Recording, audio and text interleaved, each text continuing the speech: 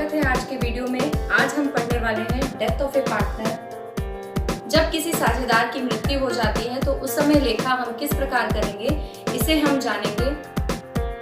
तो जब एक पार्टनर रिटायर होता है या उसकी मृत्यु हो जाती है, दोनों ही लेखे में कोई अंतर नहीं है। अगर हम अकाउंटिंग ट्रीटमेंट देखें रिटायरमेंट और डेथ का, तो कोई ज़्यादा डिफरेंस नहीं है। लेकिन जब एक पार्टनर रिटायर होता है तो वो रिटायर नॉर्मली अकाउंटिंग पीरियड के एंड में रिटायर होता है। वो जो भी अकाउंटिंग पीरियड रहता है लास्ट में रिटायर होता है। लेकिन मृत्यु जो है, डेथ कभी भी हो सकती है, और कभी भी डेथ होने के कारण कुछ जो इम्पोर्टेंट ट्रांजैक्शंस हैं उनके जब आप अकाउंटिंग ट्रीटमेंट करते हैं, for example interest on capital, interest on drawings, उस ईयर के प्रॉफिट में उस पार्टनर का शेयर, तो इन सब के लिए आप ये देखेंगे कि कौन सी डेट में उस पार्टनर की डेथ हुई। तो आपको उस डेट तक का पूरा कैलकुलेशन करना होता है। डेथ जिस पार्टनर की हुई है उसके रिप्रेजेंटेटिव को ये पे करना होता है। एक डिफरेंस ये भी है कि जब पार्टनर की डेथ हो जाती है तो उस पार्टनर का जो रिप्रेजेंटेटिव है उसके अकाउंट में आपको ये अमाउंट को देना होता है। एक एग्जाम्पल मैं यहाँ पे ले लेती हूँ। ए बी सी 3 पार्टनर हैं और इनका प्रॉफिट शेयरिंग रेशियो है 5:4:1। 31 मार्च 2006 को जो प्रॉफिट है इनका वो है 1 लाख रुपीस, और 30 जून 2006 को यहाँ पे जो पार्टनर बी है उसकी डेथ हो जाती है। तो आपको 1 अप्रैल से 30 जून तक का जो टाइम पीरियड है उस समय का उस प्रॉफिट में जो इस पार्टनर का डेथ हुआ है बी, उसका शेयर निकालना है। आपको कैलकुलेट करना है कि लाभ में उसका हिस्सा कितना होगा। तो लाभ में हिस्सा कैलकुलेट करने के लिए हम पहले देखेंगे कि पिछले साल का जो प्रॉफिट है लास्ट ईयर का वो कितना है, वो है 1 lakh rupees. And out of 1 lakh जिस पार्टनर की डेथ हुई है उसका शेयर कितना है, उसका शेयर है 4/10। तो 1 लाख इंटू 4/10। फिर आप देखिए कि 31 मार्च को जब उसका प्रॉफिट दिया है, ईयर एंडिंग 31 मार्च को, तो इसका मतलब कि फर्म का जो अकाउंटिंग पीरियड है वो है 1 अप्रैल टू 31 मार्च। और इस पार्टनर की डेथ कब हुई है, 30 जून को डेथ हुई है। इट मीन्स 1 अप्रैल से लेके 30 जून तक इसने वर्क किया है। तो 1 अप्रैल से लेकर जून तक जो नंबर ऑफ मंथ्स हुए वो हुए 3 months. It means 1 lakh into 4/10 into 3/12। जब आप इसको सॉल्व करेंगे तो देखिए कितना आता है, ये आता है 10,000 रुपीज। तो एक तरीका ये है कि on the basis of last years profit आप उस पार्टनर के शेयर को, प्रॉफिट के शेयर को कैलकुलेट करेंगे। और ये एक न्यू जर्नल एंट्री है जो रिटायरमेंट में आपने पास नहीं की थी। ये केवल जिस पार्टनर की डेथ हुई है उसके लिए आप इस तरीके से कैलकुलेशन करके जो एंट्री आप पास करेंगे वो है profit and loss suspense account debit to deceased partners capital account. आपकी एंट्री होगी लाभ हानि उच्चंत खाता डेबिट बी के पूंजी खाता से, यानी कि जिस साझेदार की मृत्यु हुई है उस साझेदार के पूंजी खाता से लेंगे profit and loss suspense account debit to B's capital account, और अमाउंट 10,000। और नरेशन क्या होगा, नरेशन होगा, देखिए ये होगा कि जो मृतक साझेदार है बी, उसके शेयर ऑफ प्रॉफिट को आपने उसके कैपिटल अकाउंट में ट्रांसफर किया। ये है एक पहला option. On the basis of last years profit आप क्या करते हैं, उसका प्रॉफिट कैलकुलेट करते हैं। बी के प्रॉफिट का कैलकुलेशन लास्ट 3 ईयर्स के एवरेज प्रॉफिट के बेसिस पर करना है। और लास्ट 3 ईयर्स का जो प्रॉफिट है वो है 1,36,000 रुपीज 2003-04 का, 2004-05 का है 1,54,000 रुपीज, एंड 2005-06 का है 1 लाख रुपीज। तो आप इसका एवरेज निकालेंगे। एवरेज निकालने के लिए आप तीनों को प्लस करेंगे। तीनों को प्लस करके जब आप डिवाइडेड बाय 3 करेंगे तो ये आप देखिए कितना मिलता है, प्लस करने के बाद मिलता है 3,90,000 by 3, is equal to 1,30,000 rupees. तो इस तरीके से आप एवरेज प्रॉफिट निकाल लेंगे। एवरेज प्रॉफिट निकालने पर इस प्रॉफिट के बेसिस पे आप उसको शेयर देंगे, तो उसका शेयर होगा 1,30,000 रुपीज इंटू 4/10 इंटू 3/12 एंड इसको सॉल्व करने पर आप देखिए आपको मिलता है 13,000 रुपीज। तो इस तरीके से भी कैलकुलेशन कर सकते हैं। एक और यहाँ पे हम एडिशन कर लेते हैं सेम क्वेश्चन में कि जिस पार्टनर की डेथ हुई है उस पार्टनर के शेयर ऑफ प्रॉफिट को हम उसके सेल्स के बेसिस पर कैलकुलेट करेंगे। यहाँ पे हम जो कैलकुलेट कर रहे हैं उस पार्टनर के शेयर ऑफ प्रॉफिट को on the basis of sales कर रहे हैं, तो हम यहाँ पे कंडीशन ले लेते हैं। ऊपर जो दिया गया क्वेश्चन है वो बिल्कुल सेम रहेगा, उसमें हम ऐड करते हैं कि जिस पार्टनर की डेथ हुई है उसका कैलकुलेशन उसके सेल के बेसिस पर हो। तो सेल जो है 2005-06 की वो 8 लाख रुपीज ले लेते हैं और 1 अप्रैल 2006 से 30 जून 2006 का जो सेल्स है वो है 1,50,000 रुपीज। तो आप किस तरीके से कैलकुलेट करेंगे? तो 1 अप्रैल से 30 जून 2006 का जो टाइम पीरियड है उस समय जो बी का जो भाग है उसको कैलकुलेट करने के लिए हम यहाँ पे देखिए कुछ कैलकुलेशंस करेंगे। हमारा अगर सेल्स 8 लाख है तो उस पीरियड का प्रॉफिट कितना है? उस पीरियड का प्रॉफिट है 1 लाख रुपीज। ठीक है, अगर हमारा सेल्स 1 रुपी होगा तो प्रॉफिट कितना होगा? प्रॉफिट होगा 1 lakh divided by 8 lakh rupees. हमारा जो उस पीरियड का सेल्स है 1,50,000 रुपीज। सो अगर 1,50,000 है तो प्रॉफिट कितना होगा? 1 लाख बाय 8 लाख इंटू 1,50,000। जब हम इसको सॉल्व करेंगे तो ये हमको मिलता 18,750 रुपीज। हमारी एंट्री होगी P&L suspense account debit to B's capital account. तो अमाउंट लिखेंगे वहां, हिंदी में लिखेंगे लाभ हानि उच्चंत खाता डेबिट बी के पूंजी खाता। आपने क्या किया? आपने उस पीरियड का अमाउंट कैलकुलेट करके वहां पे उसके शेयर ऑफ प्रॉफिट को उसके कैपिटल अकाउंट में ट्रांसफर कर दिया। अब हम एक क्वेश्चन ले लेते हैं डेथ ऑफ ए पार्टनर से रिलेटेड। यहाँ पे क्वेश्चन है आपकी स्क्रीन पर।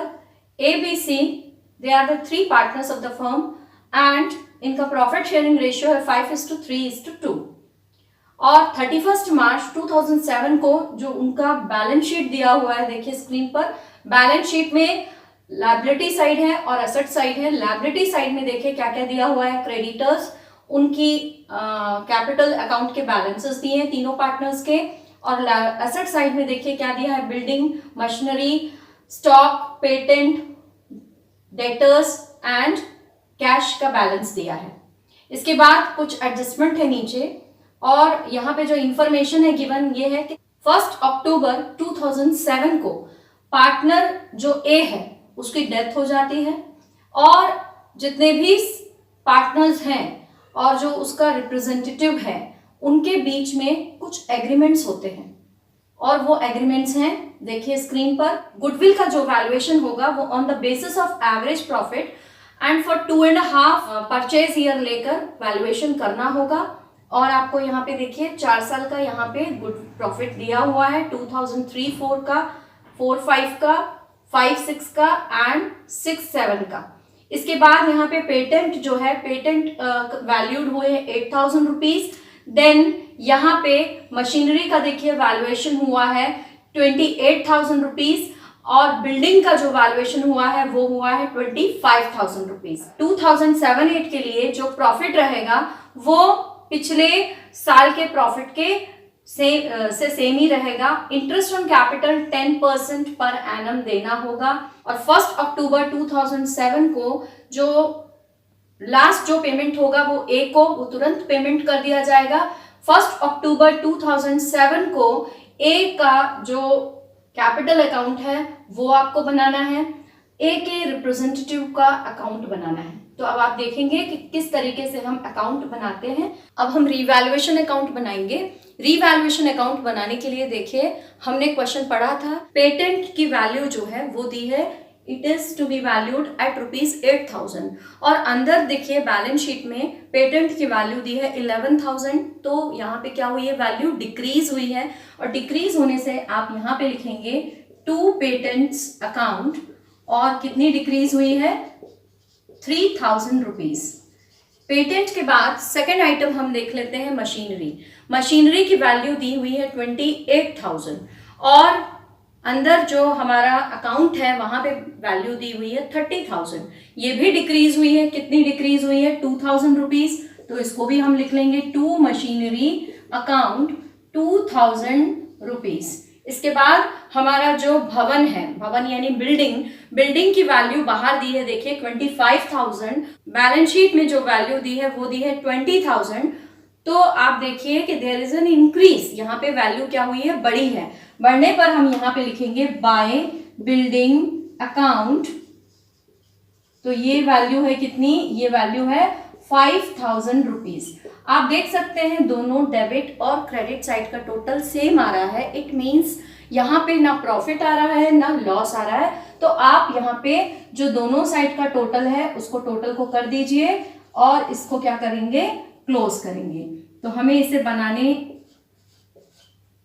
से ना प्रॉफिट मिल रहा है ना लॉस मिल रहा है। इट मींस पार्टनर्स के कैपिटल अकाउंट पर रिवैल्यूएशन अकाउंट का कोई भी इफेक्ट नहीं होगा। नेक्स्ट हम कैलकुलेशन करेंगे गुडविल का। तो गुडविल के वैल्यूएशन को करने के लिए हमें goodwill on the basis of 4 years profit, average profit, यहाँ पे 4 साल के प्रॉफिट्स दिए हुए हैं, उन 4 साल के एवरेज प्रॉफिट के बेसिस पर एंड 2.5 years परचेज ईयर लेकर हमको क्या करना है, गुडविल को वैल्यूएट करना है।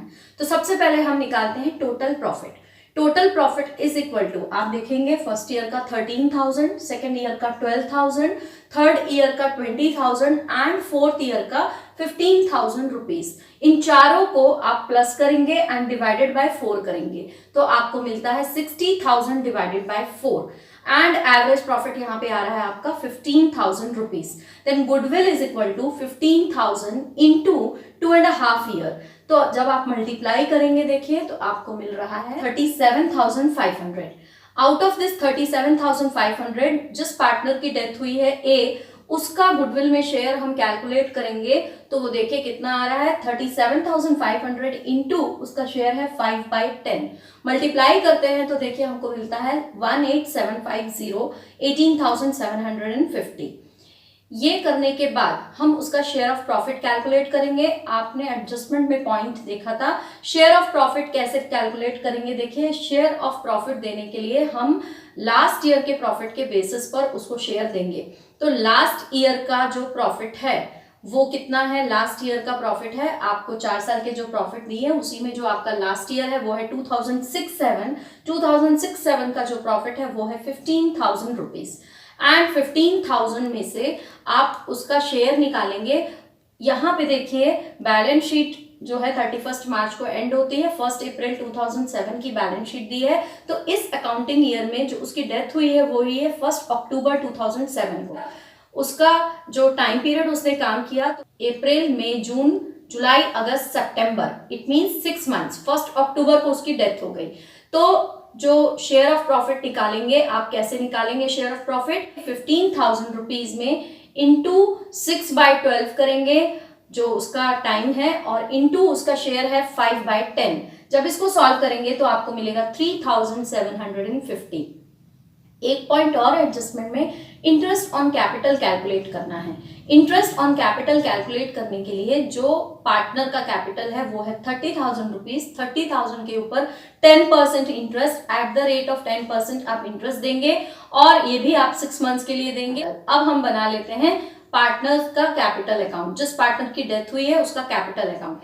इस कैपिटल अकाउंट बनाने के लिए जो उसका बैलेंस दिया है बैलेंस शीट में उसको सबसे पहले लिखेंगे बाय बैलेंस ब्रॉट डाउन।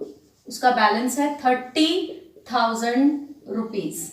फिर हम देखिए बैलेंस शीट में जनरल रिजर्व दिया है संचय कोष। आपने पिछले चैप्टर्स में पढ़ा है जब भी जनरल रिजर्व होता है तो जनरल रिजर्व को आपको उनके ओल्ड प्रॉफिट शेयरिंग रेशियो में डिवाइड करना पड़ता है। तो यहाँ पे जो उसके जनरल रिजर्व का शेयर आ रहा है वो आ रहा है देखिए बाय जनरल रिजर्व। कैलकुलेट हमने किया तो ये आ रहा है हमारा 3000 रुपीज उसके जनरल रिजर्व का शेयर। अब जनरल रिजर्व के बाद हम गुडविल का वैल्यूएशन देखेंगे। गुडविल हमने कैलकुलेट किया था 18,750 रुपीज एंड 18,750 रुपीज के लिए जैसी एंट्री हम रिटायरमेंट में गुडविल की पास करते थे सेम एंट्री यहाँ पे भी पास करेंगे। कंटिन्यूइंग या gaining partners capital account debit to deceased partner capital account. वहां पे हम रिटायरिंग लिखते थे, यहाँ पे हम डिसीज लेंगे। तो डिसीज पार्टनर कौन है, वो है ए एंड कंटिन्यूइंग पार्टनर्स कौन है, कंटिन्यूइंग पार्टनर्स है B and C. So B's capital account debit, C's capital account debit to A's capital account. तो आप यहाँ पे क्या लिखेंगे, आप to A's capital account, आप A का अकाउंट बना रहे हैं तो आप यहाँ पे लिखेंगे by B's capital account and by C's capital account। और उनका जो गुडविल का शेयर है 18,750 A का जो है उसको आप इनके गेनिंग रेशियो में डिवाइड कर देंगे। गेनिंग रेशियो जो होगा वो न्यू रेशियो के बराबर होगा। तो देखिए डिवाइड हमने किया तो ये कितना आ रहा है 11,250 और ये आ रहा है 7,500 रुपीज आफ्टर डिवाइडिंग। इसके बाद हम जो उनका शेयर ऑफ प्रॉफिट है ए का उसको यहाँ पे शो कर देंगे। उसकी एंट्री मैंने आपको बताई अभी profit and loss suspense account debit to A's capital account. तो यहाँ पे आप लिख देंगे बाय P&L सस्पेंस अकाउंट और अमाउंट आएगा आपका 3,750। इसके बाद जो इंटरेस्ट ऑन कैपिटल हमने कैलकुलेट किया है वो भी यहाँ पे आएगा इंटरेस्ट ऑन कैपिटल। तो बाय इंटरेस्ट ऑन कैपिटल जो आपने 30,000 का 10% 6 मंथ्स के लिए निकाला उसको आप यहाँ पे लिख देंगे 1,500 रुपीज। इसके बाद आप इस साइड का पूरा टोटल करेंगे तो कंप्लीट जब हम टोटल कर रहे हैं तो देखिए कितना आ रहा है, टोटल करने पर ये आ रहा है 57,000 रुपीज। 57,000 रुपीज को आप जब सेटलमेंट करेंगे तो यहाँ पे ए जो है पार्टनर उसकी तो डेथ हो चुकी है तो ए नहीं आएगा। ए का रिप्रेजेंटेटिव जो है उसे ये 57,000 रुपीज पे किया जाएगा। कब पे किया जाएगा, 1 अक्टूबर को। तो यहाँ हम जब बैलेंस निकालेंगे तो ये आ जाएगा टू एज रिप्रेजेंटेटिव अकाउंट और हमने निकाला है टोटल 57,000। क्रेडिट में कोई भी अमाउंट नहीं है तो 57,000 लिखकर आप टोटल को क्या करेंगे, लिख के 2 लाइन से क्लोज करेंगे। तो ये है ए का कैपिटल अकाउंट। अब हम ए के रिप्रेजेंटेटिव का अकाउंट बनाएंगे। ए के रिप्रेजेंटेटिव का अकाउंट बनाने के लिए जो बैलेंस हमने वहां निकाला था ए के कैपिटल अकाउंट में उसको हमने वहां पे डेबिट साइड लिखा था टू एज रिप्रेजेंटेटिव अकाउंट। तो यहाँ पे हम यहाँ लिखेंगे बाय एज कैपिटल अकाउंट। तो बैलेंस हमारा जो आया था वो आया था 57,000 रुपीज। अब इस 57,000 रुपीज में क्वेश्चन में हमने देखा कि उसमें लिखा हुआ है कि इमीडिएटली उसको हाफ पेमेंट हम कर रहे हैं। हाफ पेमेंट हम कर रहे हैं इसका मतलब 57 का हाफ आप करेंगे तो ये आएगा 28,500। तो उसको इमीडिएटली ये कैश में पेमेंट कर रहे हैं तो आप यहाँ पे क्या लिखेंगे, टू बैंक अकाउंट 28,500 रुपीज। तो जो बैलेंस बच रहा है वो उसके लोन अकाउंट में चला जाएगा। तो आप उसको क्या लिखेंगे, या तो आप बैलेंस कैरी डाउन भी लिख सकते हैं या फिर आप उसके लोन अकाउंट में उसको ट्रांसफर भी कर सकते हैं। तो आप लिख सकते हैं to A's representative loan account. Same amount आएगा बिकॉज अगर हाफ आप पेमेंट कर रहे हैं तो हाफ आपका बच रहा है। इसको आप टोटल करके क्लोज कर देंगे 57,000 rupees and 57,000 rupees. So this is your A's representative account. So in this way हम कैलकुलेशन करते हैं जब किसी भी पार्टनर की डेथ होती है तब।